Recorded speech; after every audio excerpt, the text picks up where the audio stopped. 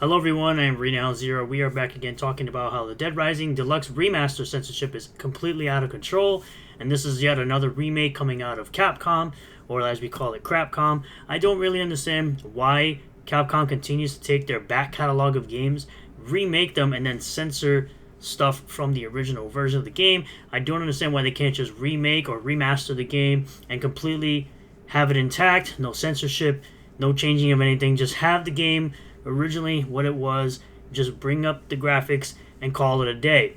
Now, the Marvel vs. Capcom Fighting Collection was very good. I really appreciate that, and I can't wait to get the next Fighting Collection that has Power Stone 1 and 2, as well as Project Justice. Those games have been lost to time for a very long time, and I'm glad that they're finally coming back in some capacity. Now, we got this article here from SmashJT.com saying Dead Rising Deluxe Remaster censorship is out of control, a tragic sign of the times. Now, it has recently come out, so people are able to compare and contrast the original game with the remastered version. It's a trend we've been seeing far too often in the gaming industry. Devs making significant changes to remasters or remakes, supposedly to quote-unquote enhance the experience for modern audiences. Another remaster that also came out was the Lollipop Chainsaw Re-Pop, which was the remaster of the original game. And it seems like there were some jiggle physics that were censored, and the developer of the game said it was a bug and that they're working on fixing said physics, which is great. The developers claim changes were made to appeal to both new players and returning fans. The proven and sad part about doing that is you lose everyone. These changes feel far more driven by ideology that is pushing the industry down a quote-unquote woke path than anything else. FOIA protection doesn't work with gamers, and altering beloved games without community input, that's a definite no-no. You can see that they made Frank West a little bit older than he actually is, and they changed the way his hair looks, which I personally don't like. Dead Rising Deluxe Remaster is knee-deep in Capcom's decisions to cut content everywhere in the name of modernizing gameplay, and has sparked outrage among gamers everywhere. While some of these changes may appear subtle on the surface, they represent a far broader issue, a disconnect between developers and the fans they claim to serve. So what's really going on with the censorship claims surrounding Dead Rising Deluxe Remaster? I've covered in detail just from the initial trailer, but before the game released, that some keen fans saw they race swapped the Butcher. That was clearly just the tip of this iceberg. So originally he was Asian, and right here, and now he's a white guy. Spend even a few minutes online in gaming forums or social media, and you'll see people shouting about censorship in various upcoming games. I really, really hope they don't censor the Shadows of the Damned remaster. I will be so mad about that. In some cases, these claims are exaggerated, but in others, they are right on the mark. In the case of Dead Rising Deluxe Remaster, we are firmly in the latter camp, as multiple changes have actually been confirmed by Capcom themselves. Why, Capcom? Why are you like this? Filthy, call me B-word. You animal. One of the most glaring instances of censorship involves the removal of a key piece of dialogue from a boss fight with Cliff Hudson. In the original game, Cliff, a hardened Vietnam War veteran, refers to the player as a filthy commie during the fight. Now you can see it says filthy animal. This line was entirely scrubbed from the remaster and displays you nothing but a filthy animal. The change has caused frustrations, to say the least. Fans argue that this line, while politically charged, fits with the mature tone of the game and the character's background, and washing it away from the dialogue lessens the impact and attempts to erase a very real history. It sounds better with filthy commie. Get the picture? Or when a cutscene changes a photo shown off by my sexiest shot and changes to my funniest shot of a bunch of Lego-headed people because it's too risque for mature gamers? WTF are we even doing here, Capcom?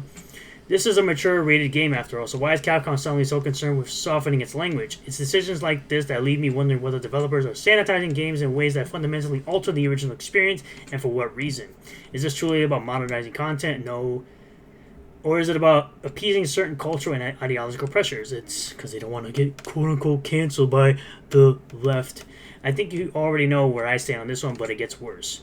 The removal of the erotica points system.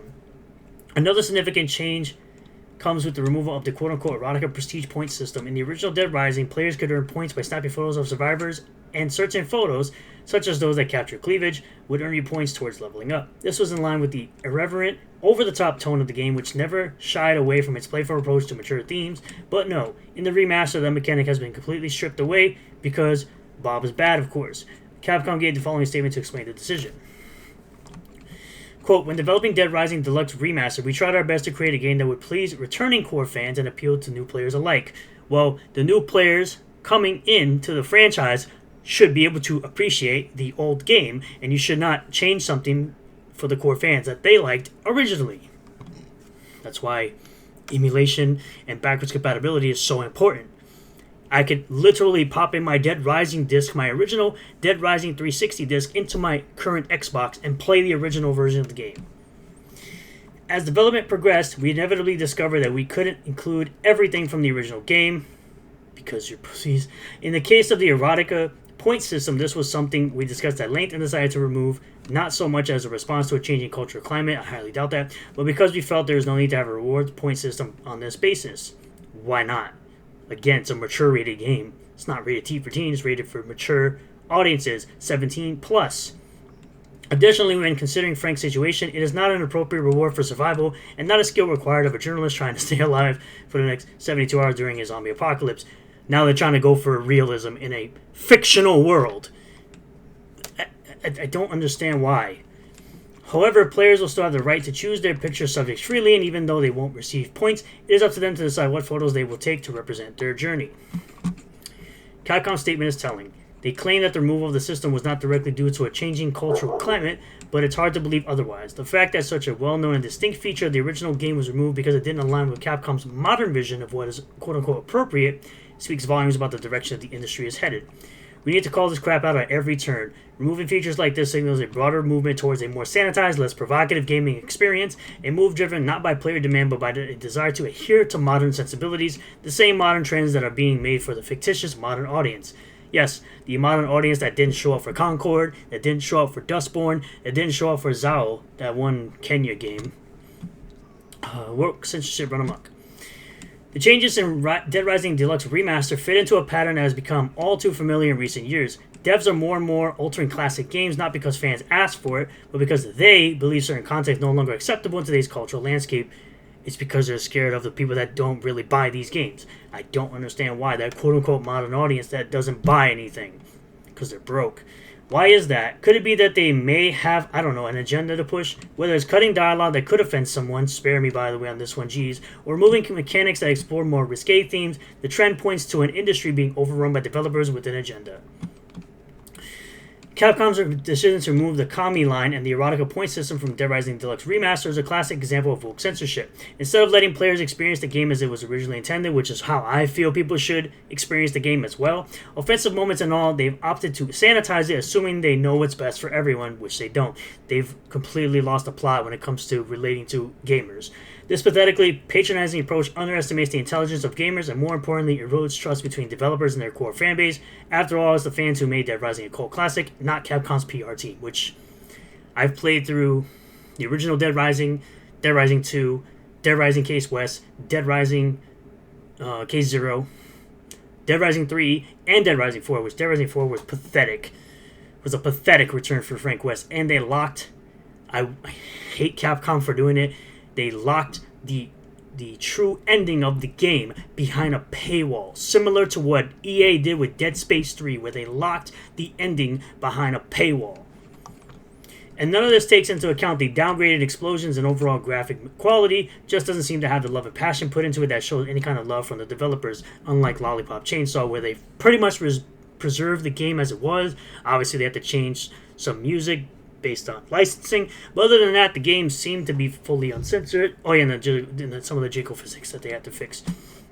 With all this in mind, many players are refusing to purchase or pre-order the game, feeling that the remaster doesn't respect the spirit of the original. You can get the original for extremely cheap, and if you're an Xbox player, you can just get the game, the disc, pop the disc in and play the original version, or you can get the remastered version for the Xbox, the Xbox One version, and play the original version remastered that they already created. For those still on the fence, here's what you need to know about pricing.